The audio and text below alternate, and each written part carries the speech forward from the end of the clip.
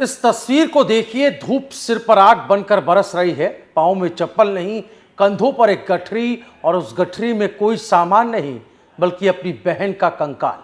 जी हां, आपने सही सुना।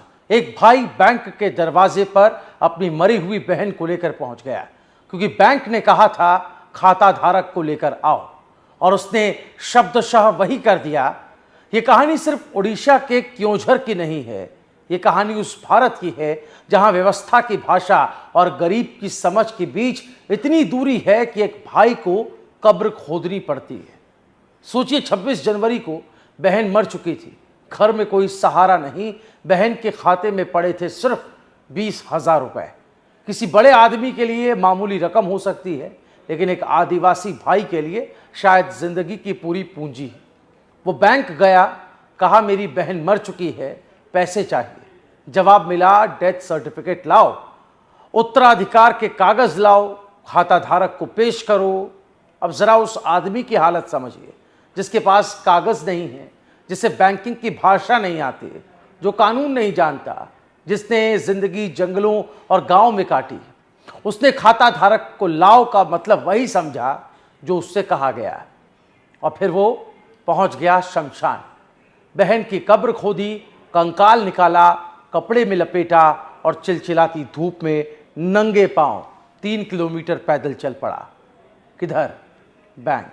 जी हाँ, कल्पना कीजिए, वो दृश्य आप तस्वीरों में देख सकते हैं।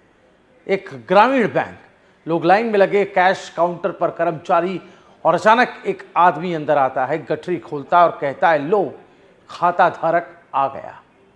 सन्नाटा ना, खामोशी और अफरा तफरी भी एक तरीके से।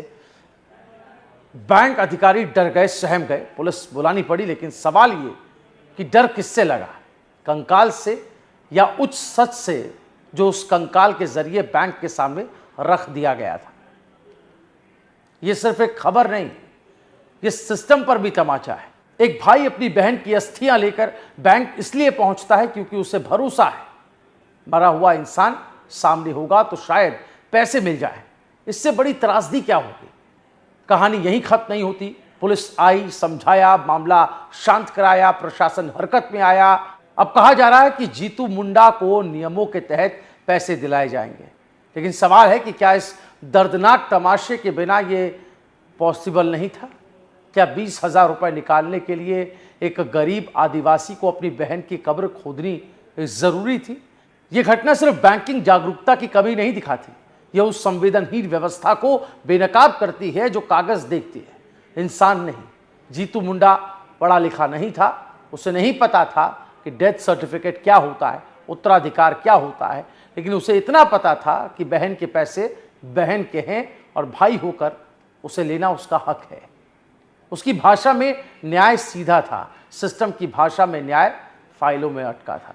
और यही टकराव आज देश को झकझोर रहा है। जरा सोचिए, जब वो कब्र खोद रहा होगा, क्या सोच रहा होगा? क्या उसके हाथ नहीं कांपे होंगे? क्या बहन की याद नहीं आई होगी? क्या मन में सवाल नहीं उठा होगा, बहन माफ करना, तुझे फिर से उठा रहा हूं, सिर्फ इसलिए क्योंकि जिंदा लोग यकीन नहीं कर रहे हैं।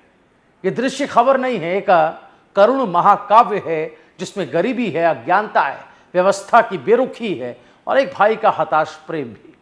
उड़ीसा की ये घटना पूछ रही है कि क्या बैंक सिर्फ कागज समझते हैं? क्या गरीब की बात पर भरोसा नहीं होता है? क्या आदिवासी होने की सजा इतनी बड़ी है? और सबसे बड़ा सवाल, अगर जीतू मुंडा कंकाल लेकर बैंक ना आता तो क्या 20,000 हमेशा खाते में ही पड़े रहते?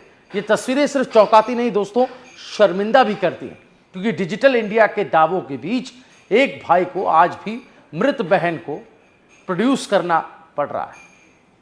आखिर में पुलिस की मौजूदगी में बहन के कंकाल को दोबारा सम्मान से दफनाया गया। लेकिन सच कहें तो आज दफन सिर्फ कंकाल नहीं हुआ है, मानवता पर लगे कड़े सवाल भी वही दफन हो गए हैं, या शायद उल्टा वहीं से निकलकर पूरे देश के सामने खड़े हो गए। क्योंकि ये कहानी पूछती है कि जब सिस्टम इंसान की भाषा ना समझे तो क्या इंसान को कब्र से जवाब निकालना पड़ेगा? बहरहाल, आप इस तस्वीर को आपने भी देखा होगा सोशल मीडिया पर। इस घटना को देखने के बाद, समझने के बाद, सुनने के बाद आपकी राय क्या है? जरूर कमेंट करके हमें बताइएगा। वीडियो को शेयर करना मत भूलिए। देश और दुनिया की तमाम बड़ी और अहम खबरों के लिए देखते रहिए एनएमएफ न्यूज़। हमारे चैनल को आप अभी सब्सक्राइब करें।